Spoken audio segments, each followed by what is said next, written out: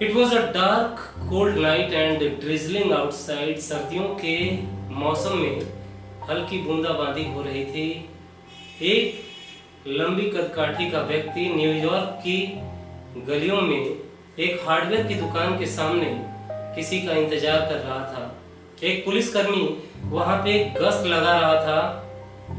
पुलिसकर्मी ने उसे काफी देर से हार्डवेयर की दुकान के सामने जब खड़े देखा तो उससे पूछा कि क्या आप किसी का इंतजार कर रहे हैं। तो बॉब ने कहा कि हाँ, आज से 20 साल पहले मैं और मेरा एक दोस्त जिसका नाम जिमी वेल्स है, यहाँ पे एक रेस्टोरेंट हुआ करता था, वहां पे हम लोग मिले थे और हम दोनों ने 20 साल बाद चाहे हम जिस भी कंडीशन में हो यहीं पे मिलने का वादा किया था।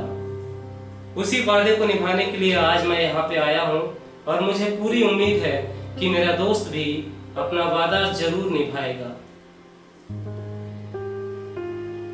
पुलिसकर्मी ने कहा कि ये तो काफी पुरानी बात हो चुकी है, ठीक है आप वेट करो, हो सकता है कि आपका दोस्त आ जाए।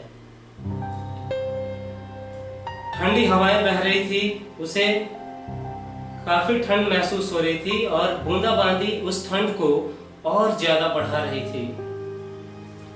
ठंड के एहसास को कम करने के लिए उसने अपना सिगार जलाया और वो ऐसे ही इंतजार करता रहा। कुछ देर के बाद वो देखता है कि एक लंबी कदकाठी का व्यक्ति दूर अंधेरे में से परछाई की तरह चला आ रहा है। जैसे जैसे वो व्यक्ति नजदीक आ रहा था,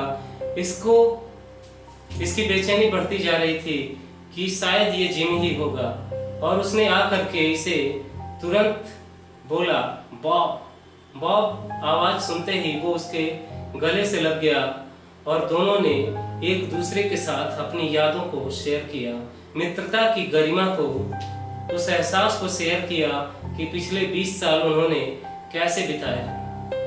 बातें करते हुए वो हार्डवेयर की दुकान के सामने लगी लाइट के सामने जैसे ही आते हैं तो बॉब जो है वो आश्चर्यचकित हो जाता है, क्योंकि वो देखता है कि ये जिमी नहीं था। वो वहां से तुरंत भागने की कोशिश करता है, मगर जो व्यक्ति उससे मिलने आया था तुरंत उसको पकड़ के हथकड़ियां पहना देता है और बॉब चिल्लाता रहता है कि मेरे साथ धोखा हुआ है, मेरे दोस्त ने मेरे साथ धोखा किया है।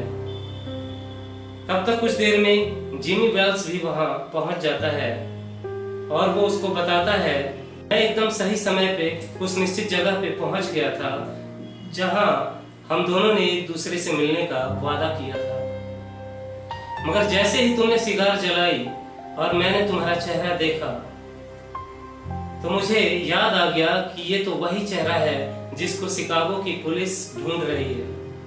अब बस फर्क सिर्फ इतना है कि पिछले 20 सालों में तुम पैसे ज्यादा कमाने के चक्कर में बहुत बड़े अपराधी बन गए और मैं एक बहुत बड़ा पुलिस ऑफिसर बन गया। तो हम दोनों के रास्ते अलग अलग हो गए, मगर मेरी दोस्ती बदनाम ना हो इसकी वजह से मैं स्वयं न आकर अपने सहकर्मी पुलिसकर्मी को वहां पे भेजा ताकि मित्रता की गरिमा को भी बचाया जा सके और अपने कर्तव्य को भी निभाया जा सके।